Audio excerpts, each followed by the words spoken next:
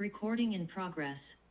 Hello, you absolute self-taught legends.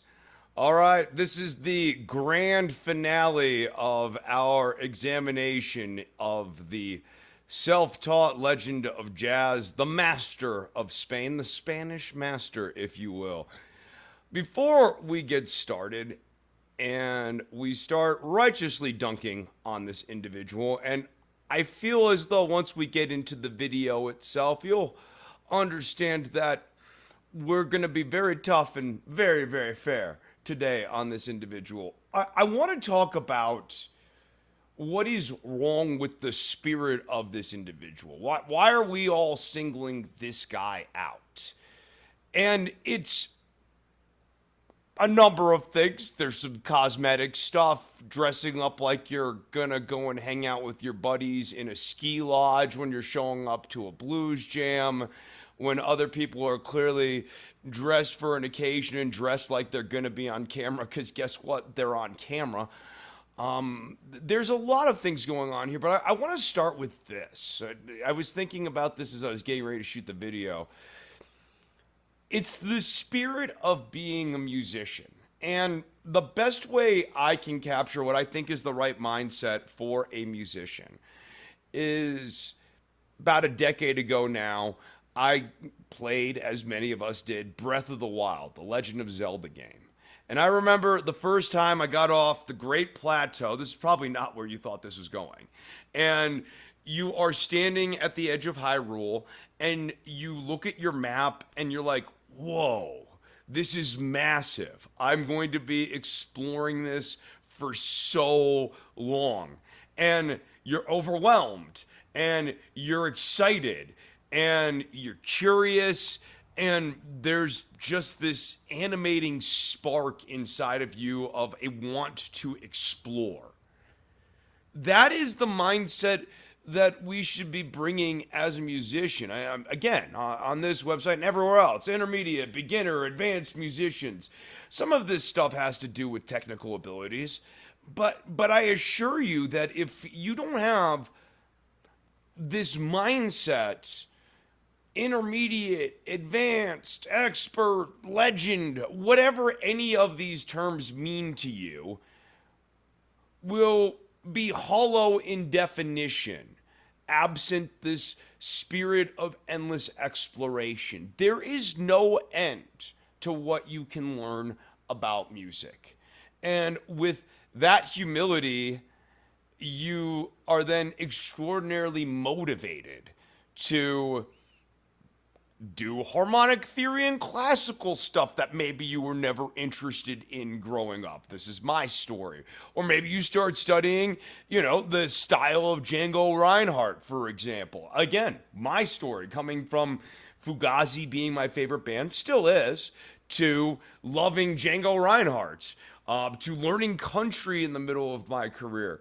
All of these things, if I poo-pooed them, or if I stepped up on the stage with Texas country players and I acted like their stuff was absolute amateur hour to their face, even if some of those songs are fairly easy to follow if you've run through blues changes before, you've ever learned any Hank Williams tunes, having that humility in there always made me ready for any of the curveballs that might happen, and also left me open for new stuff to come in there. Maybe, all of a sudden I'm doing this country stuff and I hear Chet Atkins, and like I've heard the name before, this is the first time I've really listened to his playing, and I want to sit there and actually take in some of it. You could dismiss all your blues stuff as just, it's 1-4-5s, but then you'll never truly appreciate the nuance of the endless staccato rhythm playing of a guy like Magic Sam. So I encourage all of you, whatever part of your journey you're on, especially if you've had the experience of playing Breath of the Wild, think about that first time you stared at the map again. And I want you to bring that back to this exploration, because this field of music is so much more vast than what Nintendo rendered for Hyrule on the Wii. We have just so much more to play around with here. And really, when we are talking about this self-taught legend guy, he is, I guess we could break it down as he's part of the problem of our current moment. We have a death of expertise. We have a hyper individualist thing going on here. I mean, and what do I mean by that? Not to sound like, one of these other people on the cultural side or whatever. I'm saying, like, I work teaching children, teaching music and stuff. I've worked in music schools. I hear the parents chatter, and I hear parents say things like, my kid's got main character energy. I don't think that's a great thing for us to be fostering. Do I want my child to be confident? Do I want your child to be confident? Do I want my students to get up on a bandstand and feel like they know what they are doing? Absolutely.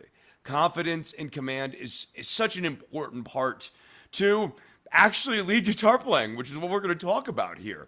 If you know what you're doing and you're speaking confidently, it comes off better. In the same way that you could have two people deliver the same speech.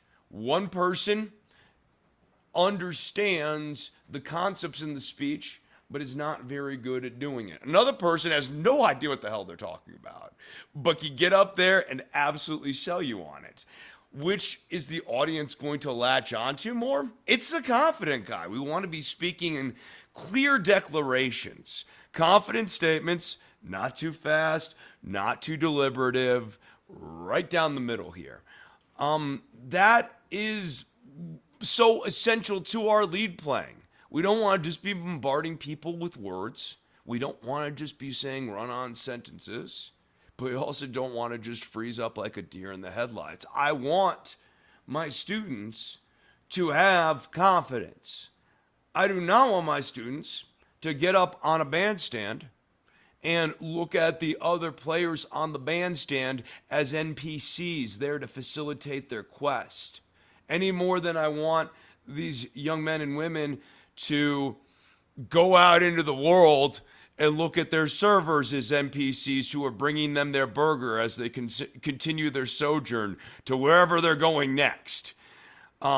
This is bad. And I think when we look at the self-taught legend guy, he has this attitude. And I'm going to break this down. I promise you, we got a lot of clips to get through. The actual source video here is going to be over 3 hours. Don't worry. There's no way we're going that deep. We're going to go through excerpts.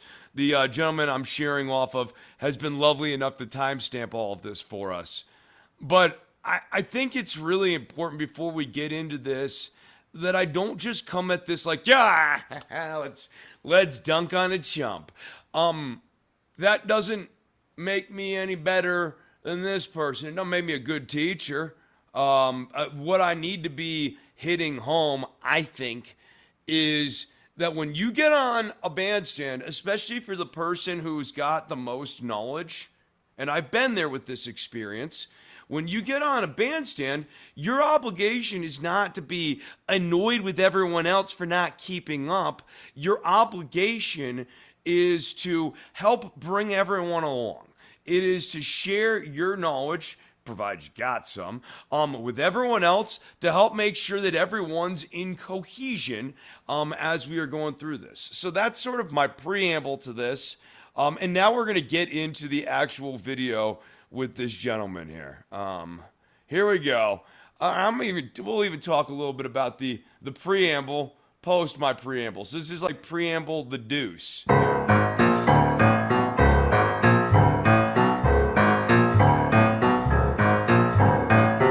Can I just say, since we had like a little hit of epistrophe here, for me, what got me excited about jazz is not all this mid-20th century AABA format stuff, so much as it was the oddballs of mid-20th century jazz. Yeah, Miles and John Coltrane, of course, but like Thelonious Monk was my guy. I liked all the dissonance. It was that introduction of the dissonance and the tension and the confident application of the dissonance that really drew me in because, I'm coming at this from a more of a punk background. I'm like, oh, you can hit these really out notes, and if you hit them with this extraordinary confidence, nothing's out. And then obviously Monk with his whole tone, executions, and the rubbing of the seconds and all of these sorts of things. That was very much what excited me to do this and made me want to explore this genre more. So I definitely come at this very much as an explorer. I do not claim to be a jazz guitarist. I'm someone who's still studying jazz and probably will be studying jazz for the rest of his life. But I'm real interested.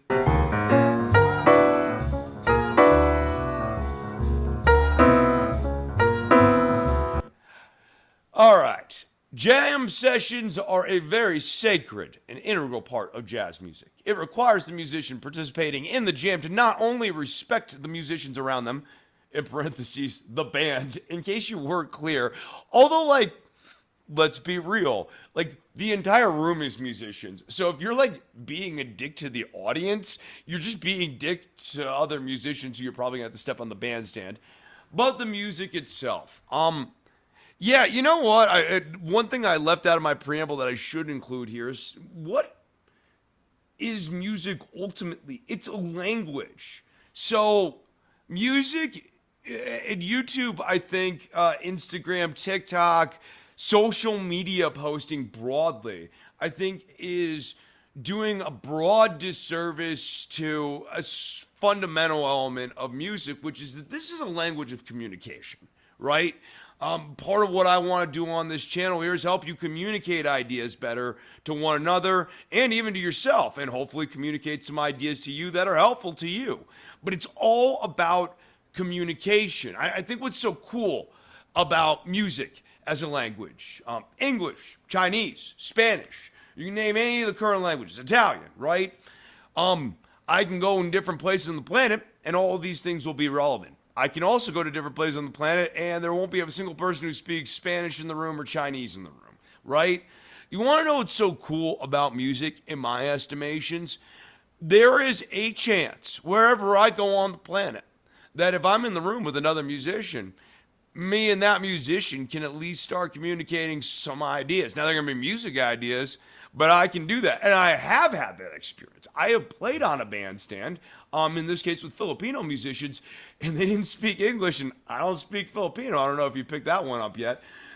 And we actually were communicating with hand signals. I was like, see. And he was like, see. And we actually had a lovely time. The guitarist's name was Michael. He actually had a MIDI keyboard or MIDI controller set up in his guitar, which could simulate piano. And he was the first person that I've ever heard play really lovely MIDI piano using a guitar and MIDI triggers and everything like that. My point is, that experience has always stuck with me. And I was in my early 20s at that point, because I realized, music allows you to communicate with people through space, but also, and I think this is what's so exciting, through time.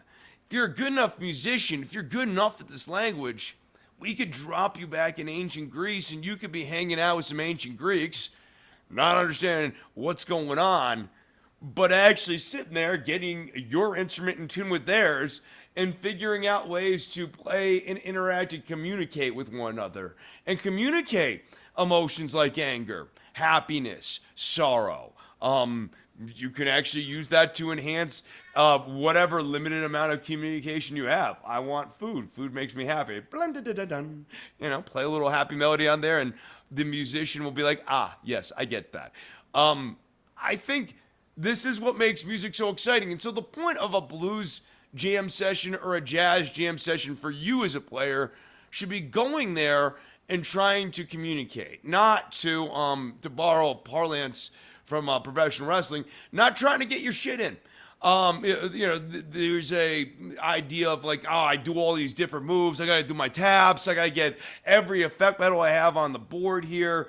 I need to really dazzle them with everything I've got. Different idea. What if you added to the music? What if you thought about not how is this going to play in your 30-second clip on Instagram, but what if you played into the music let someone roll tape or set up tape beforehand. And then if that moment happens, it happens. And if it doesn't, it doesn't. That's what next week is for. Keep going until you have these moments. When I shoot performance videos, yeah, I do a bunch of takes. They stink. And then eventually they get good. And they get better, and then I'm satisfied with them. Are they great? I don't know. I'll leave that to someone else. But I get to the point where I'm satisfied with them, and I can move on. Play through your mistakes. Play through your garbage. It's the only way you can do it. That's the way it has to be done. All right, so let's take a look at this here.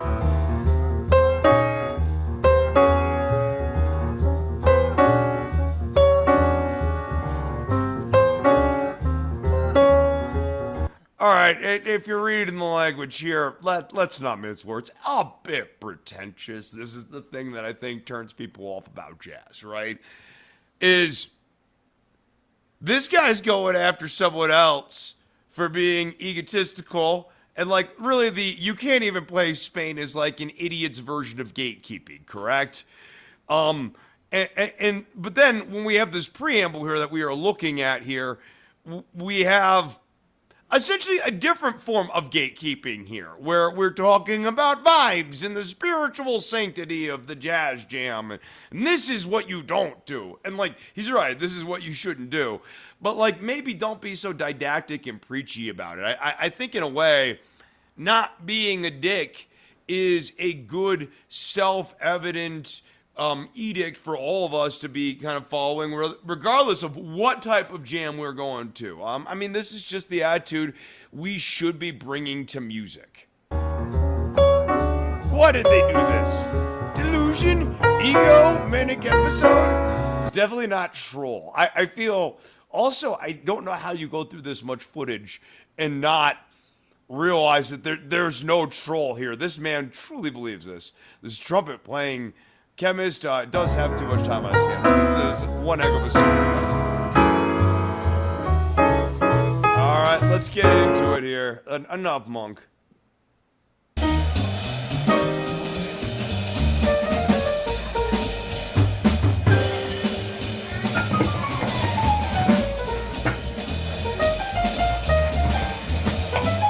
Okay, so we have faux pas number one. Plugging in without turning off the amp mid-song. Don't necessarily know why you need to be up in the middle of the song. Like, that to me is the big faux pas here. And then we got to talk about amp etiquette. One, not your amp. So, number one rule of amp etiquette is whatever the amp owner says, that's the law. Like it doesn't get any more complicated than that. Do not fight with the referee on this because there's no referee. He owns the thing and you're using it. So, or they own the thing, he or she, whatever. You know, I'm not trying to get into that.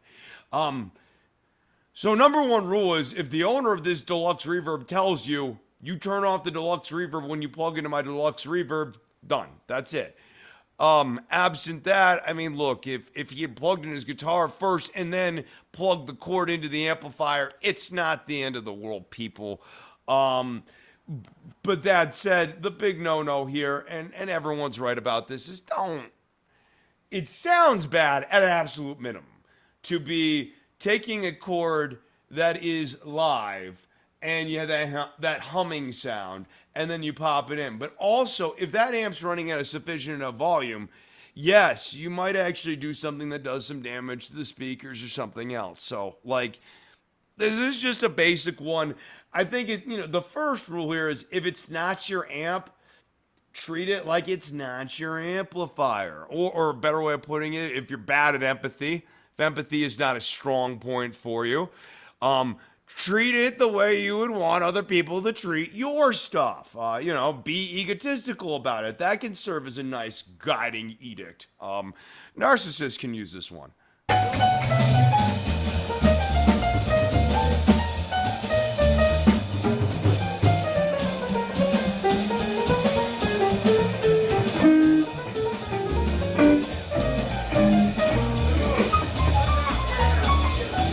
All right, right there, he did evidence that he knows a 1625. And I think I've seen enough of this video at this point to say this young man does know some elements of jazz. Clearly is acquainted with the music, but like I said this in the previous video and I stand by this. You can tell by the guitar here quite a lot. This is showing up with a BC Rich to a country gig. Showing up with an acoustic that has a mounted neck pickup, but we were talking about a steel string acoustic with a neck mounted pickup. Now you might go, whoa, Django did some of that stuff towards the end. Yeah, but we'll save the Django talk for another time here. I love Django. I love the electric era in particular, but where he was at, I view that as a transitional phase. I think he was going full electric. That's a whole different ball of wax here.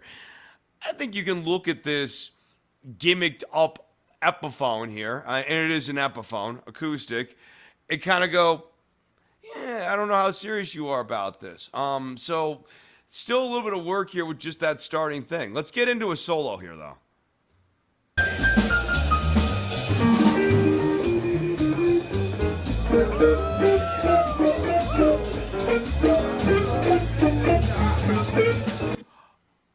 Okay. Let's call this technique less Montgomery, shall we? There's going to be a lot of this, so maybe I should just address it up front here. Our friend here clearly is conversant in the, like, Wes Montgomery octave style playing. So, I mean, for those of you who are kind of new to this, okay, this is the, like, a lot of people will call this, like, the Wes Montgomery sound. And in particular, if you want to do this, you're using your thumb. Wes is... like up here, it's almost like he's doing slap bass with his thumb. But it's actually a fairly strong stroke and then octave. This is obviously not my preferred technique. I don't have the most amazing technique. Now, the octave style playing really, in my opinion, especially for like jazz and that sort of thing, yeah, you can fire these off real fast. But if anything, once we get into these octaves, I'm doing that so I can hold these notes.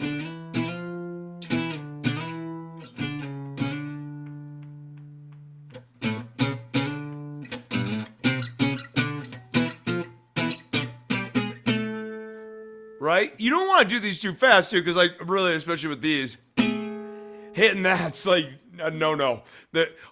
Your odds of that actually tracking into anything where you're just dropping a real loose and spaced out major seventh interval, very limited. Very limited. That said, like we can definitely look at this now. And the other thing, sorry, brain fart here. Other thing I need to talk about, squiggle-dee-doo playing or squiggle-diggle-diggle, well, anything. Now, in shred metal, we have widdly-wah. Widdly-wah is where I don't actually have a good sense of what I am playing through, so I'm just going widdly-wah, widdly-wah, widdly-widdly-widdly-widdly-widdly. Lots of widdlies, widdly-diddlies, that sort of thing. In jazz, we get squiggle-dee-doo. Squiggle-dee-doo is what you squiggle-dee-doo when you don't know what to squiggle-dee-doo. So what happens? What is squiggle-dee-doo playing? It's where we're going.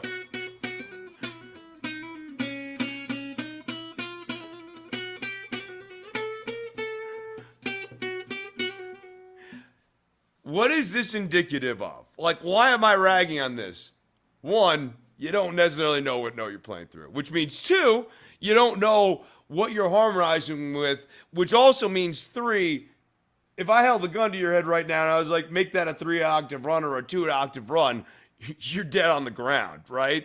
That is the big thing here. We want to be doing, especially with jazz, we want to be doing phrases that we can mirror up and down through octaves. We want to be doing less is more, right? Like, especially if you're going to use that Wes Montgomery playing. I mean, a big thing with Wes, if you kind of get into him, is he wasn't like a theory guy. I mean, he wasn't disinterested in theory by any stretch, but he was not I went to Juilliard and I studied jazz guitar at like this like supreme level. He had a good ear and also knew how to play through chords. And what's very important, you can hear this in his interviews and stuff too, is that he understood what notes he was playing through the chord even more, and maybe even in advance of knowing what key he was in. So let's continue listening here. But there's going to be a lot of squiggly-doo and a lot of Les Montgomery going on right now. Okay.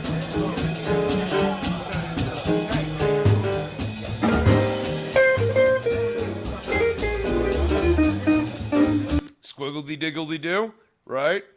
Like, he found his way home, and you'll hear a lot of this squiggledy-diggledy-doo playing. It takes advantage of basically the gravitational force of the scale. Do and so being our two orientation points. And so we want to come up with melodies and phrases that get us from do up to so, or from so down to do. And if you listen to the squiggledy-diggledy-doo playing, that is absolutely what's going on in a lot of these cases.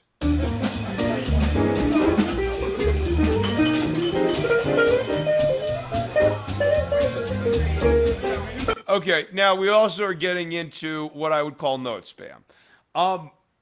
People, you don't have to play a ton of notes. And if anything, think of the axiom, it is better to stay silent and let everyone think you are a fool rather than to speak up and to confirm it to everyone.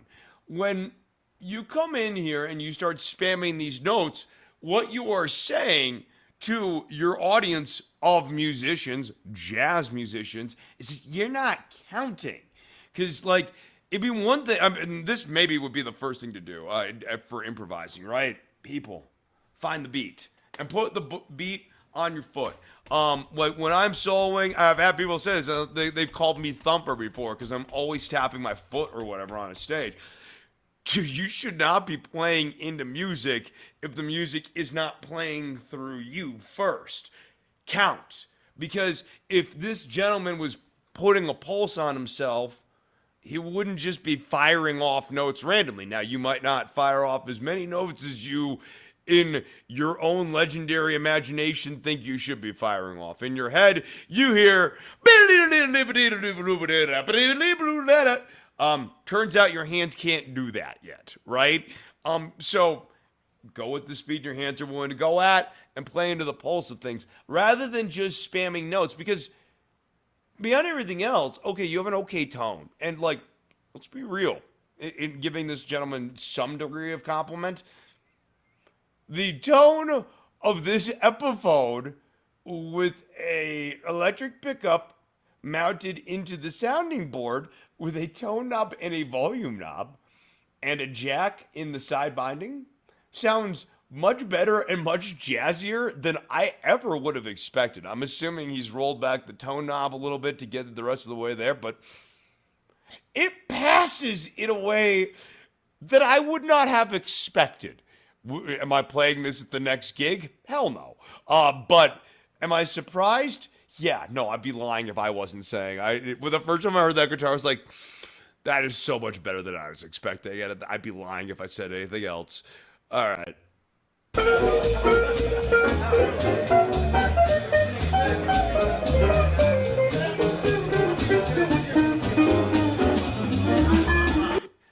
And a lot of this is really unconfident.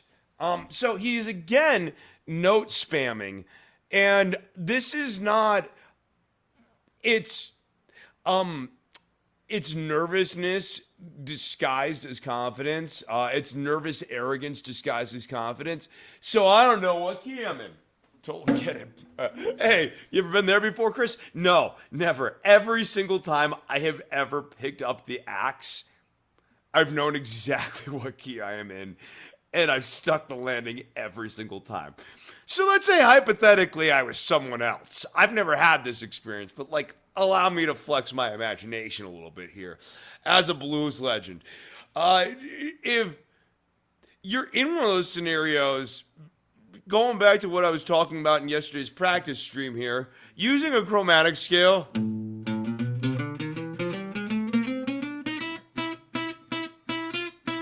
just walking into something, not bad. You don't have to go super fast, too.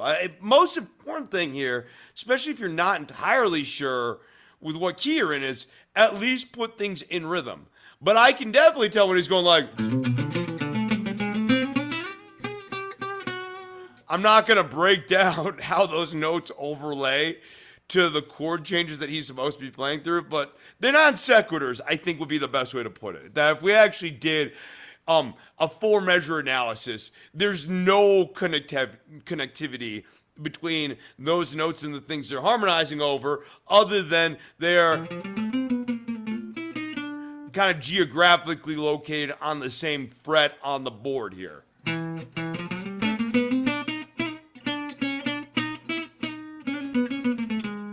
I mean, I can do this. It's jazzy wazzy is what I tend to call this sort of stuff, like, you know.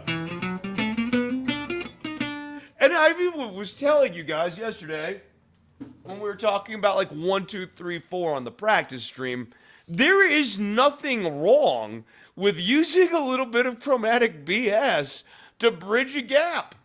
Doesn't make you jazz master, but it might make your passage sound good. That's good enough, right? There's nothing wrong with that per se, but you've got to know what you're doing, be humble about what you are doing in this particular moment, and just remember, less is more. Less is more. You do not have to play as, like, you can play 20% less than what you think you need to feel. And I could say this to literally every single human being I've ever met, including myself. Just 20% less across the board. Whatever you're feeling right now, rein it in 20% and it's going to be awesome. All right, let's keep going on this thing.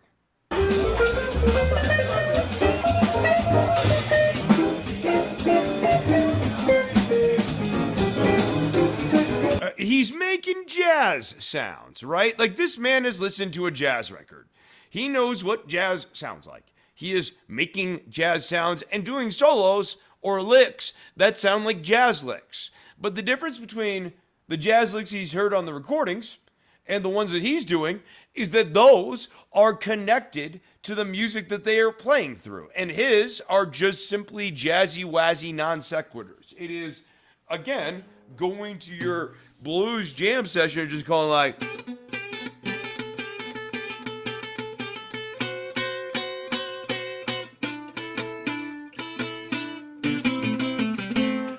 And I think the reason you could kind of get away with this level of non sequitur at jazz, as opposed to country and blues jams, sorry jazz guys, is that in a lot of cases, even the audience doesn't know what the hell's going on. So some of these non sequiturs kind of sound all right, in a way that you just, when the band is going bum bum bum ba da da da, and you are in, I don't know, a half step down or something like that, there's no covering that up.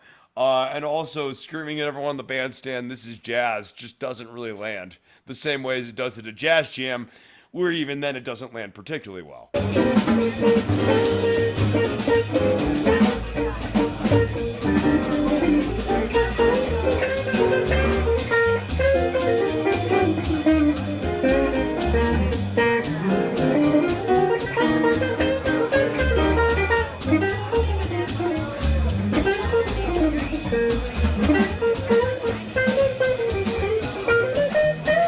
Okay, that is honestly the best phrase I have heard him play yet.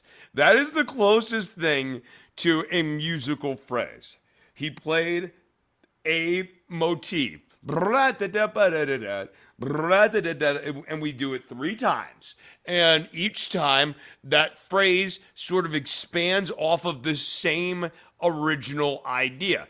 This is musical. In this, really the best way of, like, when I'm using musical, think of it almost the same way you might think of constructing a coherent paragraph. You have a topic sentence, and then there are other sentences that expand off of the original topic. It is not just a freelancing exploration of the English or Spanish or Chinese language where we start off the paragraph by talking about the trees of Colombia. And then the next sentence is a delicious recounting of the meatloaf you had last night. And then we talk about your watch. Those three things have nothing to do with one another and shouldn't be in a paragraph with one another. And so often, especially at blues jams and stuff, hear 4 8-bar phrases that are akin to that paragraph I just described about the trees of Colombia and your meatloaf that you had for dinner last night. So, simple idea here to help make better solos for everyone, whatever skill level you're at. And this is my favorite thing about this tip. Doesn't matter if you are Mr. Inversion Master now. You know all the modes, you know your whole tones, you know them all. You're up and down the board, no problem, faster than me, no problem. Or if you're still working on getting through your basic level pentatonic thing, you just learned the A minor pentatonic, cool. Come up with a phrase, and I want you to repeat it 3 times with slight variations each time. And then if you want to, you can even do a 4th thing and really kind of explore on that one.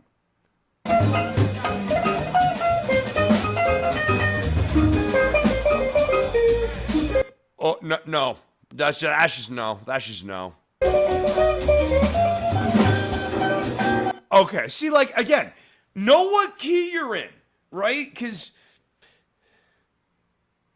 that entire section of stuff is just, again, it sounds like a man doing an impression of a language that they have heard, but do not actually know how to speak. The impression, however, is strikingly close. Actually, the example that comes to mind is in the 1970s, there was an Italian performer who made a song that just did an impression of English, where it's mostly, I can't even really kind of capture it, but there's enough English sounding words in there that it almost sounded like English, but it wasn't. If you're an English speaker, it is incoherent garbage, and you're like, maybe I just don't understand the vocal. It's close enough like that. That's the type of guitar playing he is doing. He is doing what that Italian singer did. That track's a banger track too. It's got the cool ba-na, ba-na-na, little horn part thing. Neat.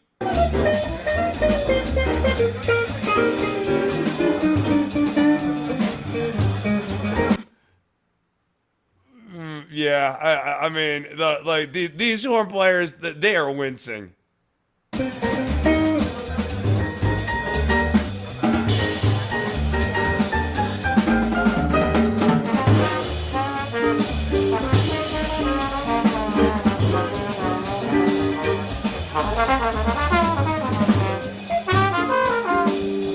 This gets into my next observation here. Now, I did do a little bit of pre-watching on this because I wasn't sure what the etiquette was going to be in this particular group. Generally speaking, you are encouraged to not comp during the solos as the guitarist here, and that can depend from bandstand to bandstand. That being said, I would certainly advise anyone who is interested in going to a jazz jam session and kind of exploring this sort of thing, the first thing you want to really get good at is doing your accompaniments, because this is ultimately going to be really useful for you when you are playing through the solos. And actually, in a way, if this, our self-taught legend friend had sort of approached this, okay, I know what these jazz solos sound like. If I just know the chords and kind of patch it together, that actually is a great way to get started doing basic fuzzy wuzzer jazz. And if you've got like 2 songs to play, this will totally work. What do I mean by this? Well, I want to know the chord progressions. Let's say I've got like E minor to A7 to D7, a little 2-5-1, right? If I know that I've got this chord shape here,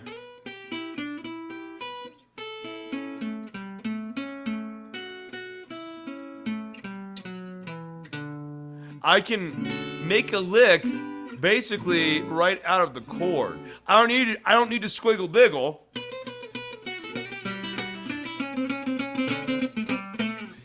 And hope that I squiggly diggle into whatever I need to do.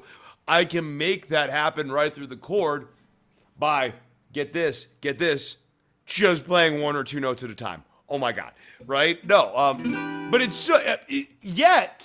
so rarely do I just hear someone settle for, and I don't mean settle,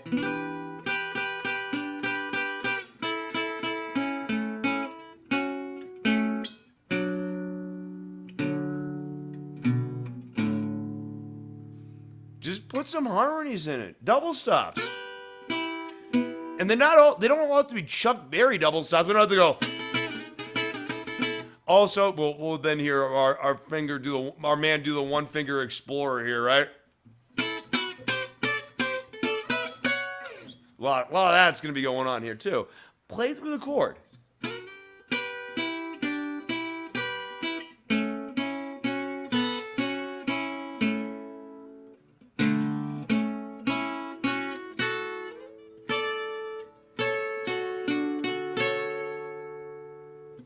Use the chord, or you can do a little bit of the chord.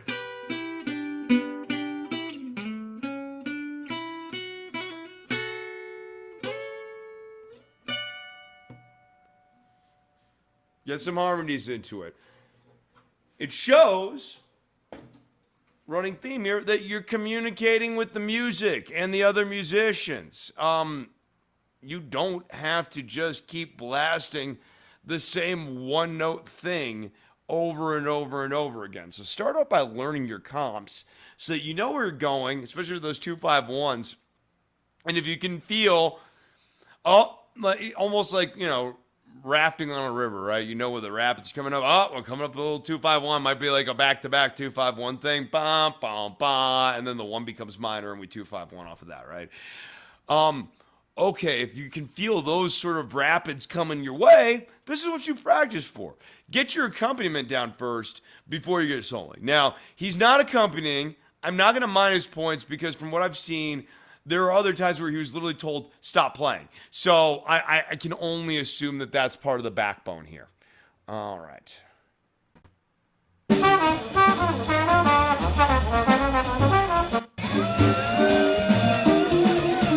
I'll be under the tree in a minute looking for that missile. Now, I don't know Tony Hewitt. I can only assume that he's done some stuff. Actually, you know what? Let's all find out about Tony Hewitt, shall we? Who is Tony Hewitt?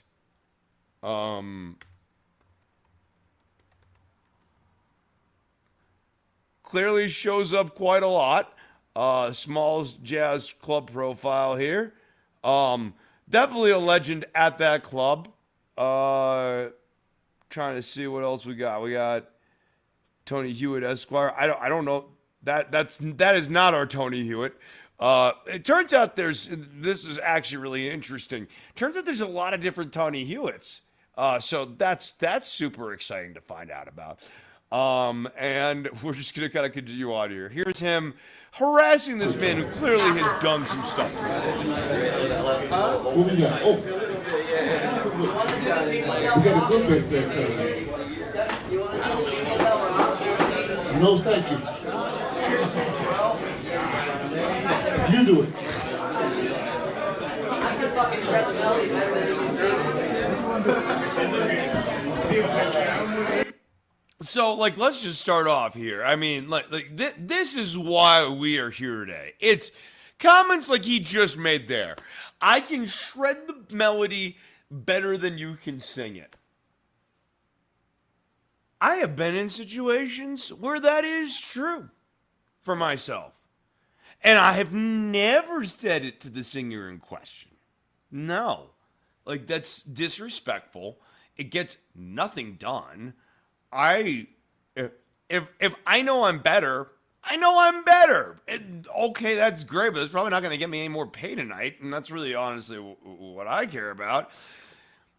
So, the reason I would say that doesn't exist. I was trying to come up with there isn't one. There's no reason unless you needed to dress down and humiliate this person because you're done working with them.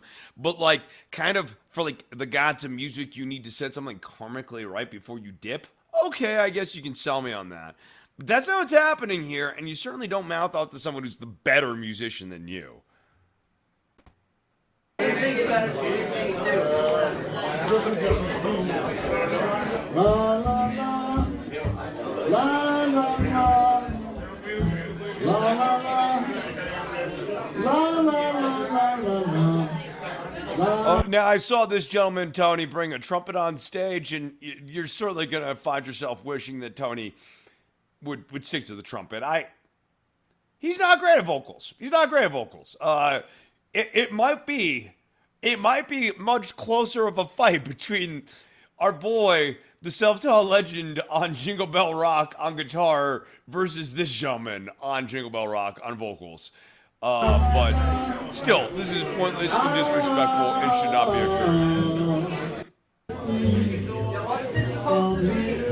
Fair. Who could play something we're playing? And, God damn it, the hecklers, put him out of here. I would sort of cry. I'm a god like this. Now, you are certainly within your power to be thinking to yourself after watching that first minute or two of this gentleman doing whatever it was he was singing, vaguely familiar melodies with a minor key. You might be thinking to yourself, what is going on here? Is this jazz? Do I just not understand this music? Keep it to yourself. Stick it inside. It's less funny than you think. It might be true, but it's less funny than you think it is. Thank you, Merry Christmas. Shh. God damn it. Why did it so? My life, I know more than you. What's your language, Joey? My heart is sad. The disrespecting your elders thing, I mean, I don't know. I don't know. I'm not going to be like, what's going on with this generation or whatever, but like, dude, any tradesman, I don't care whether you're music, you're doing karate, whatever skill you're learning. There are these people who've been doing this their entire lives, and even if their bodies can't do it as well as they once could, the amount of knowledge that they have is invaluable to you. And if they pass it on to you, you're going to get to where you want to go faster. So shut up and listen. I'm not stopping. You can stop. 1, 2, 1, 2, 3, 4. Anything. How you guys doing? How the heck was it? I mean, we're here for Spain Guy, but like, let it not be lost that man just went for a count off and got completely no-sold by the entire band, who are like, we are not 1, 2, 3ing to anything, sir, right now. You need to make a more decisive decision. That one's a little rough. All right, let's go to solo number 4.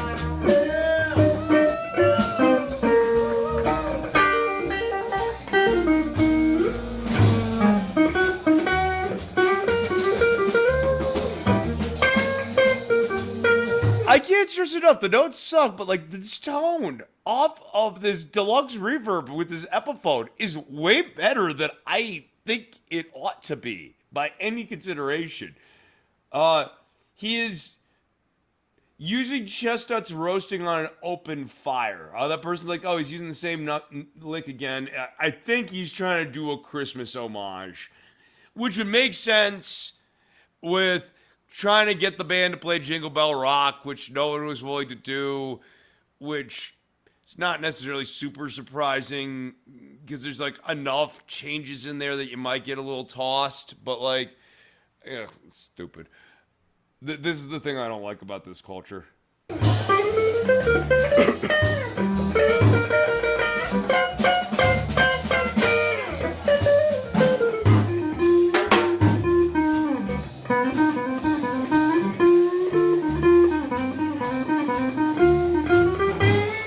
Can we give it up for Sax Guy here? He is actively presenting body language like he is listening to this solo, which he's probably coming to regret the more he's listening to, but like slapping, hitting it, making it look like this is good.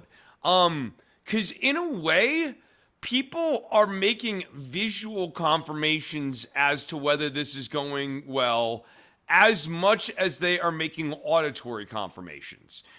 If it sounds like crap, it's crap. But if it looks like everyone's real confused and doesn't know what's going on, that rubs off on the audience too, even if they don't know what's wrong or what's missing.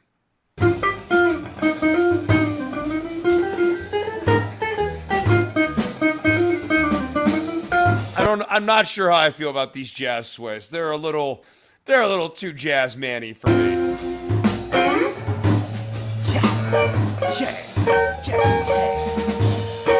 Yeah.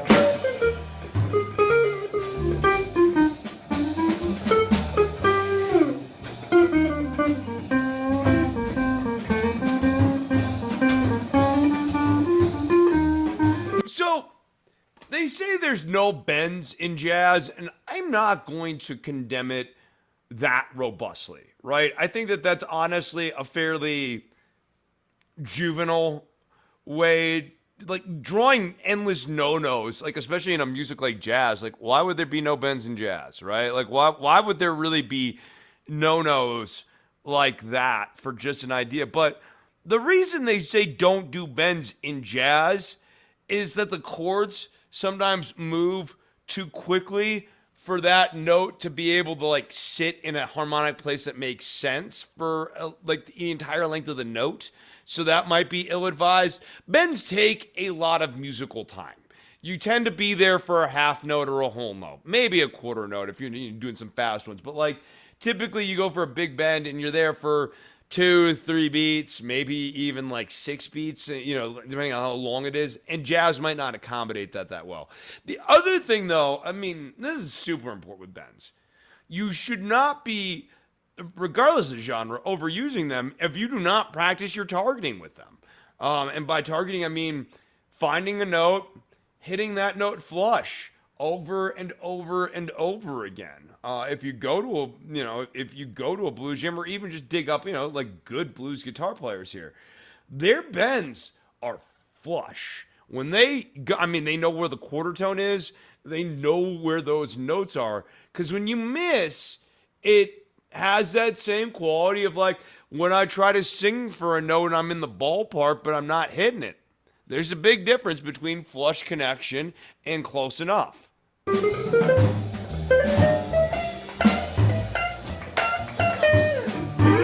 Jazz.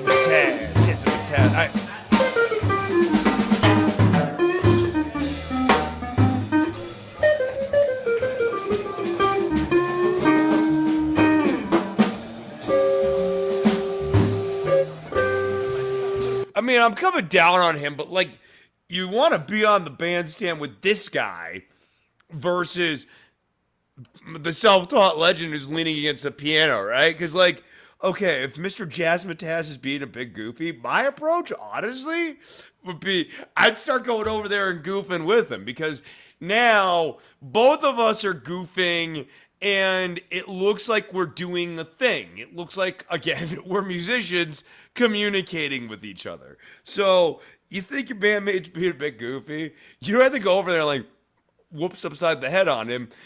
Go over there and lean into it. Have some fun with it. Start dancing like a jerk too. Jazz. Scoobity Scott.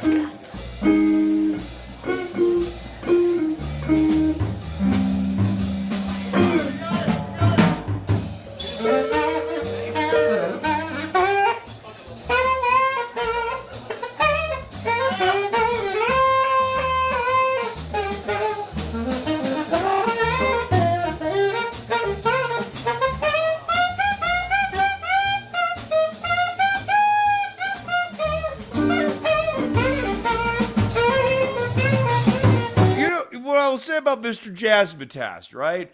He is approaching this, I think, with like much more of an earnest spirit. Obviously, much more of an earnest spirit, just like stage chemistry and everything like that.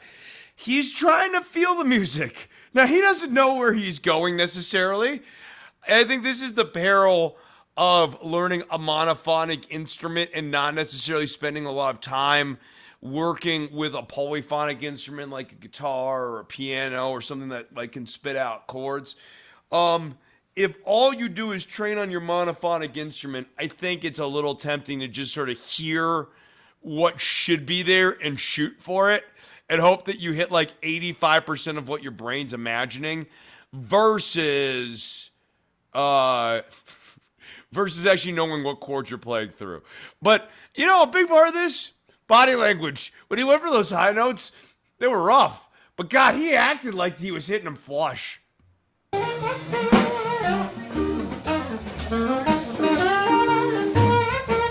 Shake it, sax man, shake.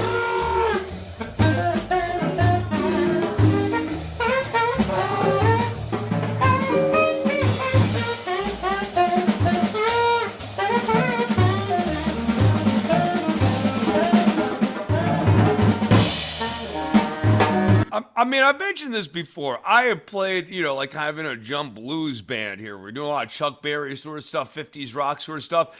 When I hired this dude, in a heartbeat, because this guy would absolutely come up onto the bandstand, know what the assignment is. I'm like, when it's time for sax man, I want 50 sax man.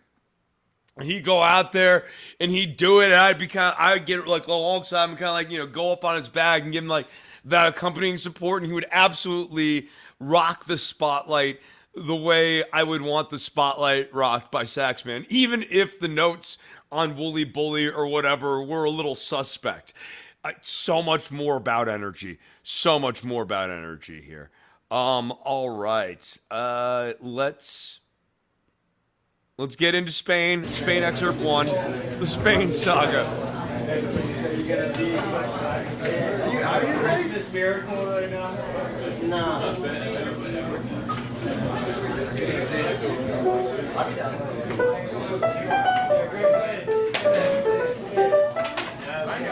I would love to play. That would be amazing.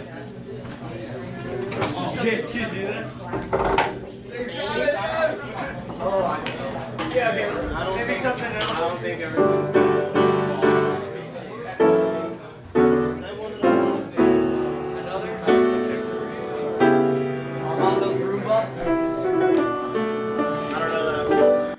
Armando's Roomba. That's what he used. Armando uses that to clean his apartment. Spain. Let's put Everyone knows Spain.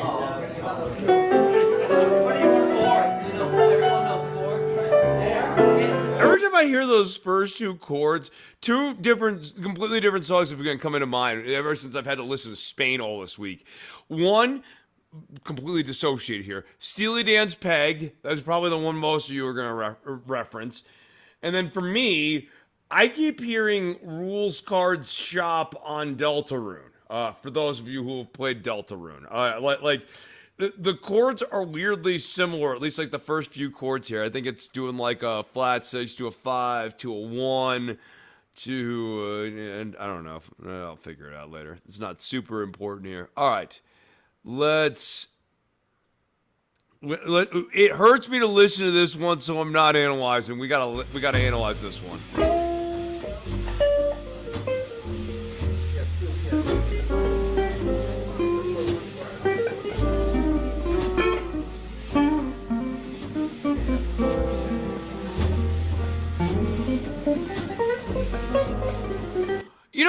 I gotta say this about Self-Taught Legend. He uses his pinky in very interesting ways, and he's clearly very good at pinky work. He's very comfortable moving through several different frets, and in a lot of cases, one, you see players who aren't any good at using their pinky at all. So, that's nice. Two, I like being confident enough in that pinky, but this is also squiggly do garbage. All right, we did a little Les Montgomery there. Now we are about to get into some pentatonic crap.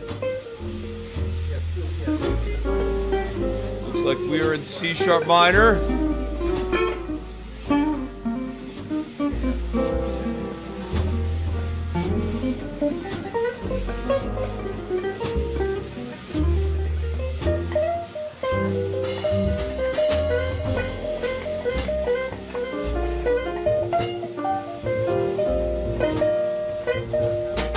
This is a basic kind of jazz blues progression. We get the 1, 6, 2, 5 kind of turnaround here.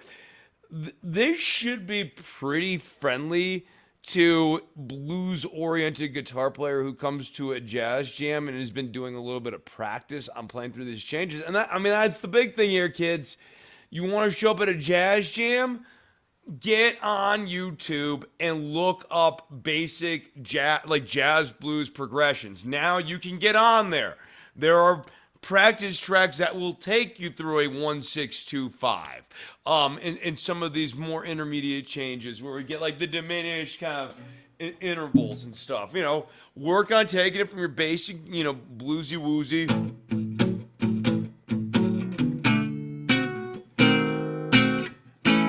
You want to get comfortable with where are those diminished chords going to land. Because a lot of this stuff is formula.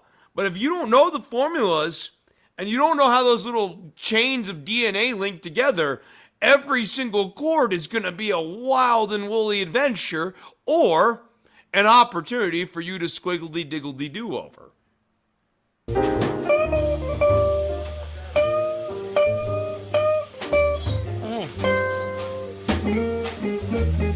It's not that there's no bends in jazz, but my God, if you want to miss bad in jazz, go for a bend that has no context, because that sounds like crap every single time.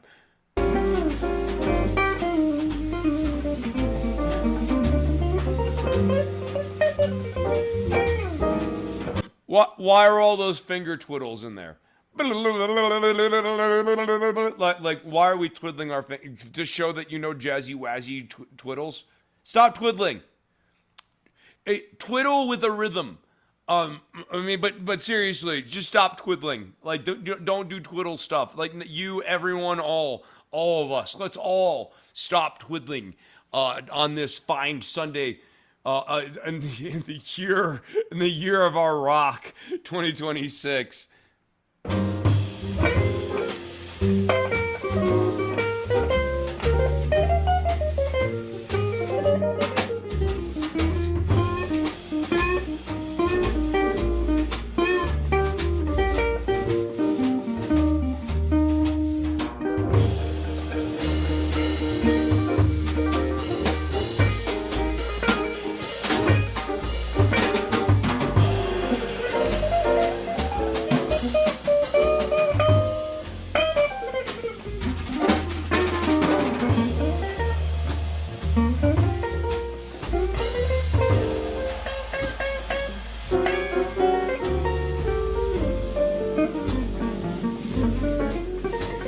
Kids, just remember, another term for fast crap is diarrhea.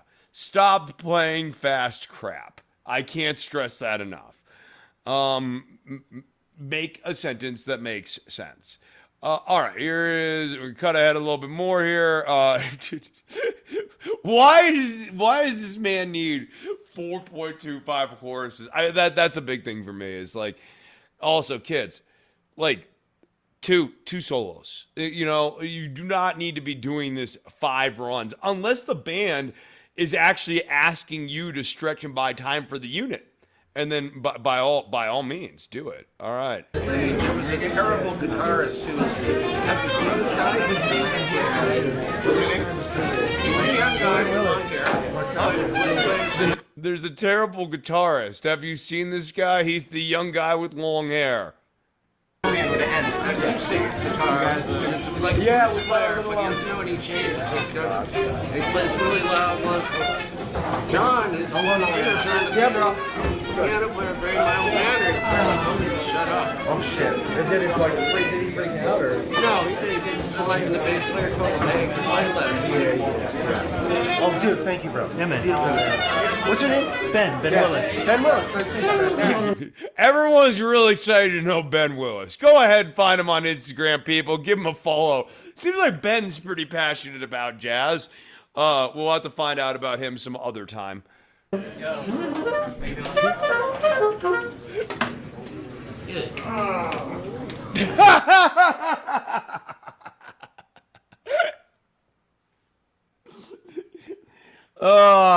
You don't need to speak the language to know exactly what that groan means. Right there.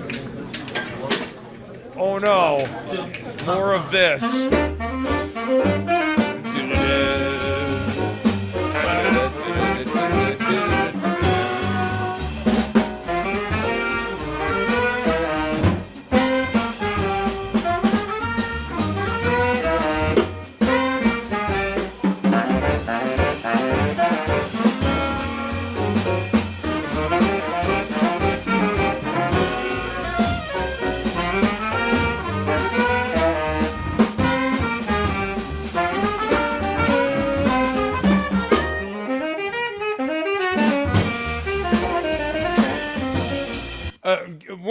mean, I'm sure this is not lost to anyone who's made it this far. This Smalls jam session brings out some really good players. So, like, to be that kind of arrogant and ignorant. All right. $, Spain guy reads music. Does that ever happen in any of this? Fly Me the Moon. Okay. All right.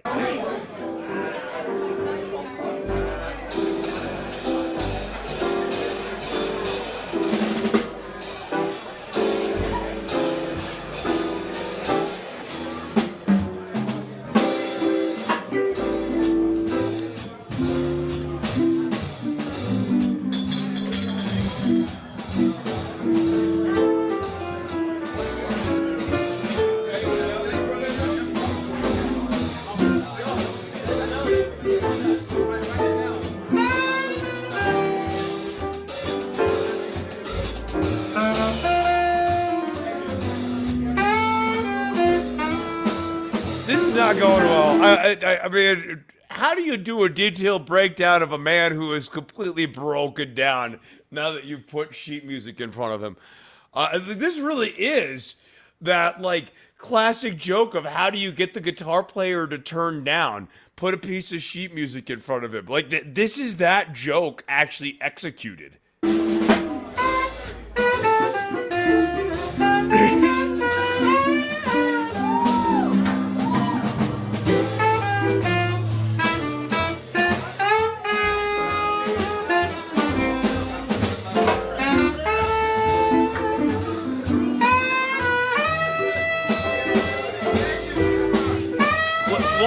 Tremolo picking? Like, where is these tremolo? What are these tremolo picks for?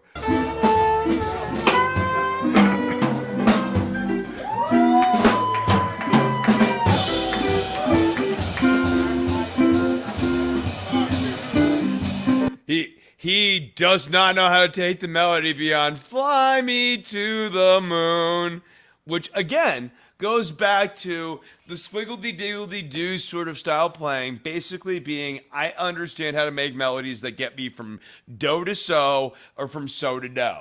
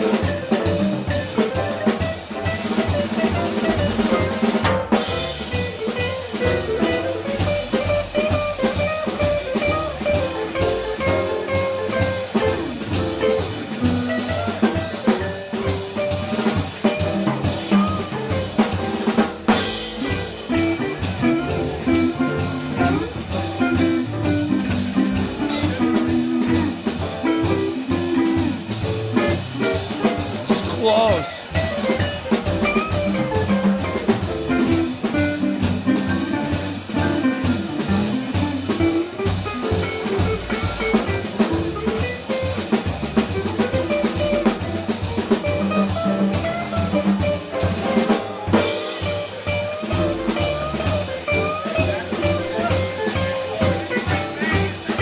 He's bringing your blues chops to the jazz solo, and this is on him. This is one that he called. So, like, if you don't know how to play through "Fly Me to the Moon," that's rough.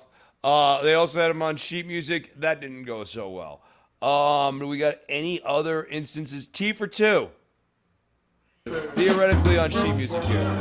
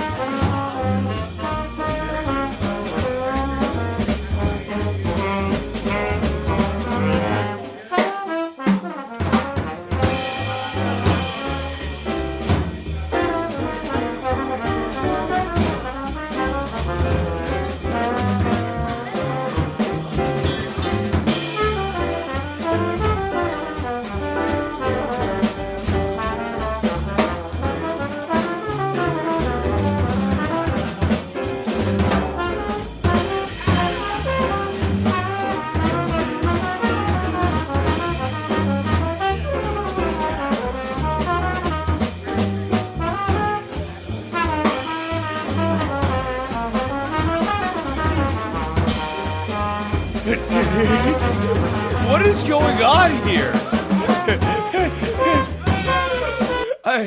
I am. That's the. I'm having a very hard time with da da da da da da. What? Why are we doing that? What is going on there?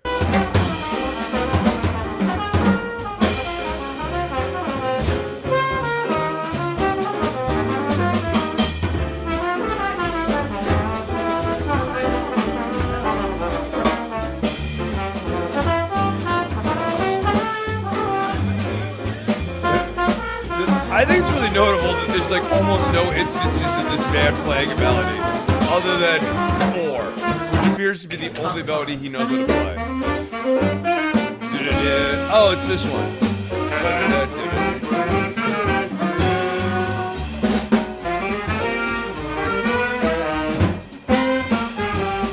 When does he play?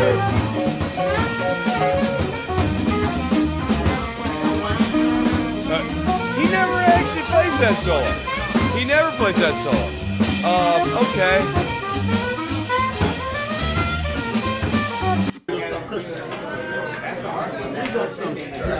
Let me play a song. We got some. Hope you know a song. I know fucking more songs than you. I mean, no. At this point, we can sort of definitively say that that is not true. If we are handing you a chart for Fly Me to the Moon, no way. You're still working on basics with jazz. I got shoe. Sit the fuck down. I got shoe. Go play. Looks like you're the boss. Sit your. Dude, how did this man did not get hit? ass down. I'm a better singer than you, buddy. Yeah, in the shower. You motherfucker, I'm a way better singer than you. You want a fucking bet? Happy New Year. You want a fucking bet? Happy New Year.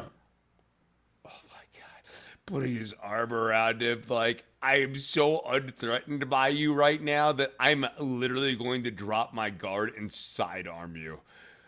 Oh, son, sit down. All right. Damn. Shit. Finally. I guess he ain't seen Santa Claus yet. New York shit. Sleigh bells ring.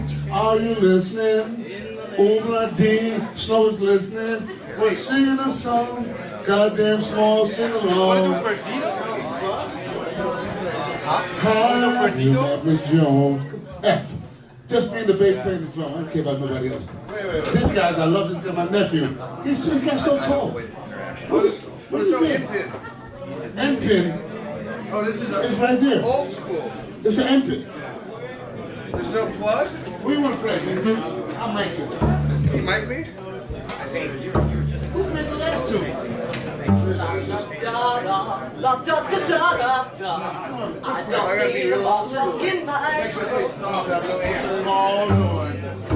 don't need a fucking mic. Have you Miss Jones? I don't think the internet's gone to this yet. And God help us, we need to watch this man sing. Cheers for the clearly showed the sax player's performance.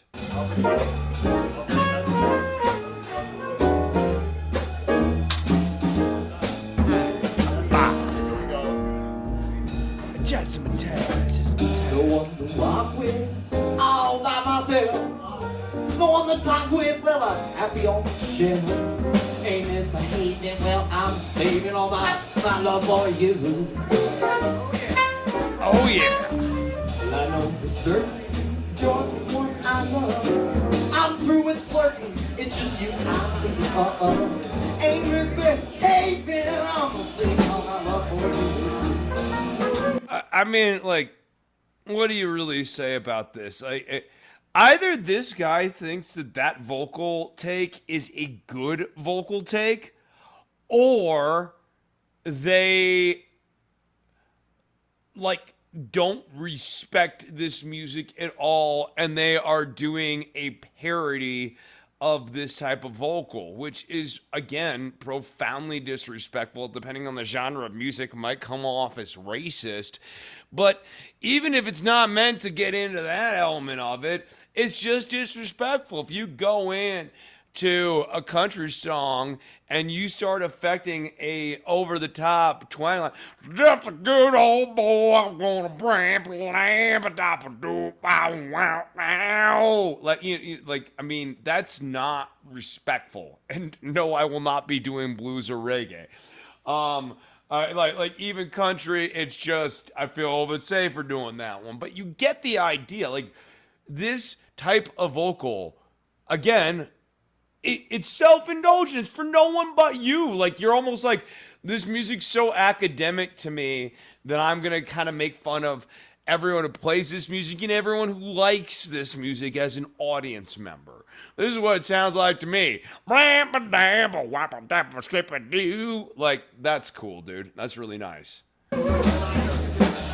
Like Jack Horner, love in the corner, don't go nowhere. What do I care? Your kiss is the word waiting for.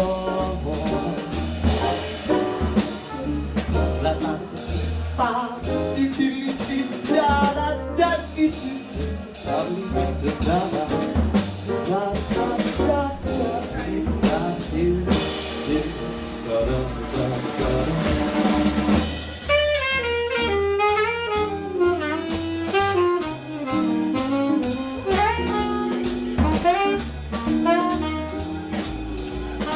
I mean, that was just trash. Like again, a disrespectful trash. And then, yeah, he forgets the last A of the melody is a scat impression. Yep. walk with, all by myself. No one to talk with, already on the ship. Famous for meaning, I've been saving. I've been saving. I've been saving. I've been saving. Alright. Never sang with the band before. That's okay. Sound good. That's okay. I mean, that part's not the offensive part. It's that you don't stop. And of course, in a way, would this video be complete if we didn't take a look at the incident in question here? Let's finish off our session here today talking about the Spain incident.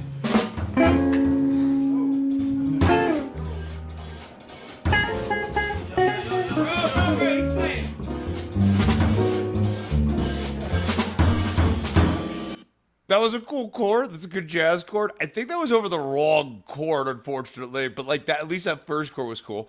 But like this gets into the whole idea of jazz, is especially when you're on guitar, dude. Just do a chord, lighten up your attack. Just be in the background. Think, where does the piano slot into this stuff? That's kind of your job, is to be like a piano adjunct.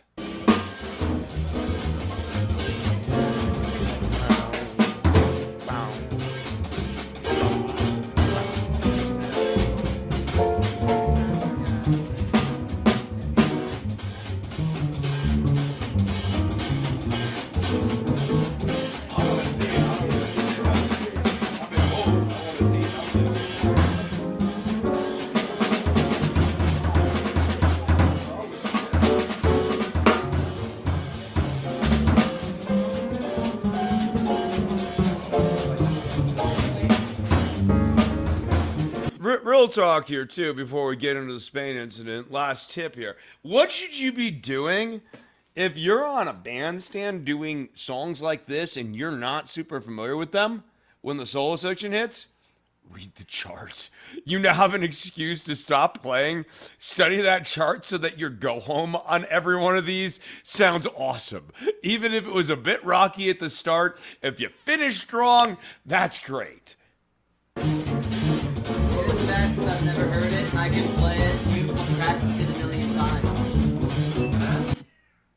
What is this? I mean, if anything, I think that this is sort of almost just as bad. It's like trash talking during someone else's solo? Goodness. Yeah.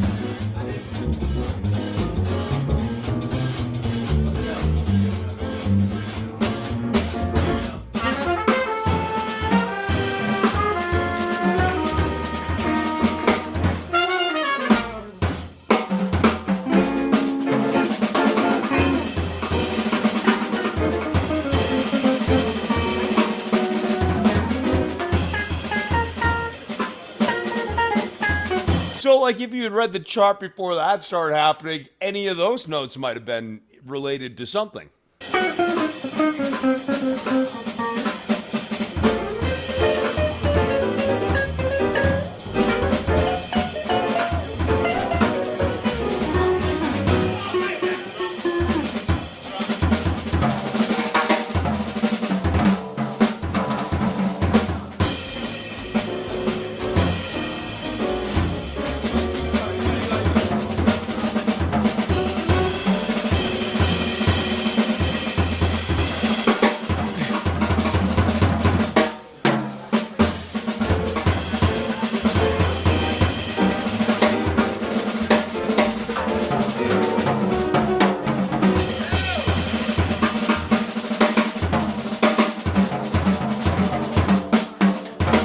Like, I can't really tell what he's saying here, but I'm like legitimately curious what it appears a fight with the bass player is over.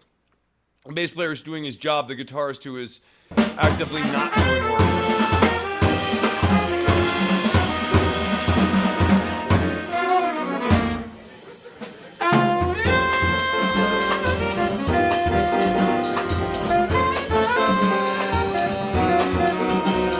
Like, that's like one of my favorite little jazz beats. I love that. I know that's one of my terms for that too. But as a blues legend, I know these things.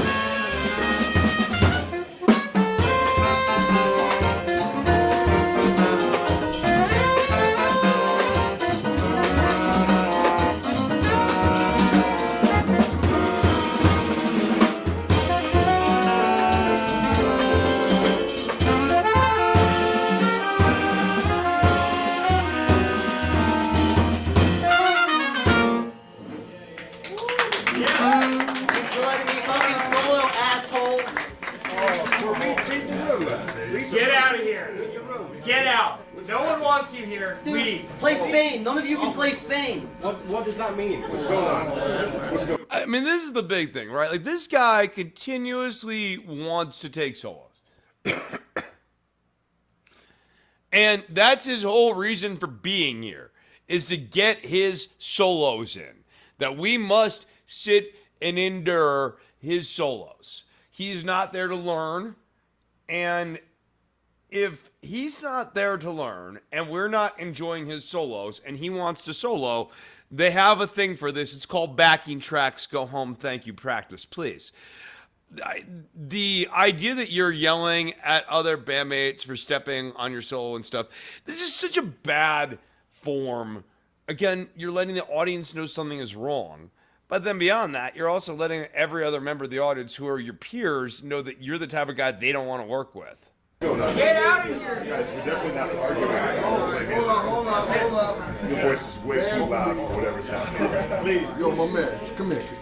Come here. You know who you're talking to? A self-taught fucking legend. We're not doing that on I've never heard any of these We're not songs and I can doing play this on the right stage, fucking man. along. Calm the Oh, I don't know about that. fuck down, bro. And none of you can play Spain, and I can play it perfectly. I also don't know about that. I have seen the Subway video of you playing Spain, and while you're better at that hit section than I am presently, strong emphasis on presently, because I feel like with about an afternoon's of work, I can get to where you're at on those hit sections easily. And I'm not saying that cocky. I'm saying that I'll grind it out and I'll get it better than you do. I count. Okay. Let's play Spain. No. I think we should play Spain so we can play. Yeah, we fucking should. This ain't your playground, bro. I I don't even know Spain, so I'll sit out. Does anybody know the melody for Spain? Does anybody know the melody for Spain? Yeah. Okay, so I guess we can't play Spain. Right. You're right, dude. Can you play another song? It's like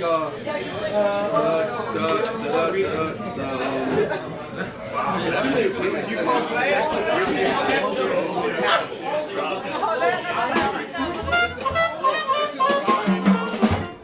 You know, and I'm like, I've been living.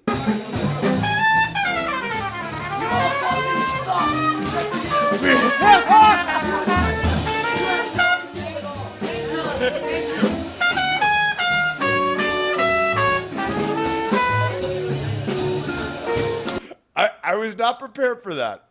I will admit I was not prepared for that. And actually, kudos to the trumpet player for just getting that. Just go like, all right.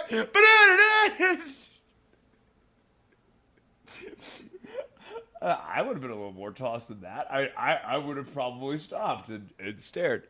So, anyways, that was our grand finale on I Can Play Spain. I Am a Self-Taught Legend. I felt like we needed to end the saga now that I've sat and learned how to play Spain myself, and we've talked about the initial clip in question. We needed to give him that full, comprehensive, deep dive look, and I think we have done that now. To be honest, Mr. Self-Taught Legend, it's not a lot else for me to talk about with you. You don't know how to play through chords. You don't know basic changes. You don't really have a technique that's particularly interesting. Good work on the pinky, though. And your acoustic electric does sound better than I would expect. Well, that's going to bring us to the end of what is actually my longest video by far so far here. So hopefully you guys enjoyed the long form stuff. If it doesn't do well, don't worry, there won't be another one because these are long. Or this one was a long one. If you like the video, go ahead and like the video. If you want to subscribe for more content, go ahead and do that too. Hey, I teach music lessons. If you want to move from being a self-taught legend to being a professionally taught amateur, I'm happy to help you out with that and take whatever playing skill level you're at to the next level. Go check out the bio. The Patreon's in the bio along with my Spotify. And until the next video, happy practicing, guys. Take care.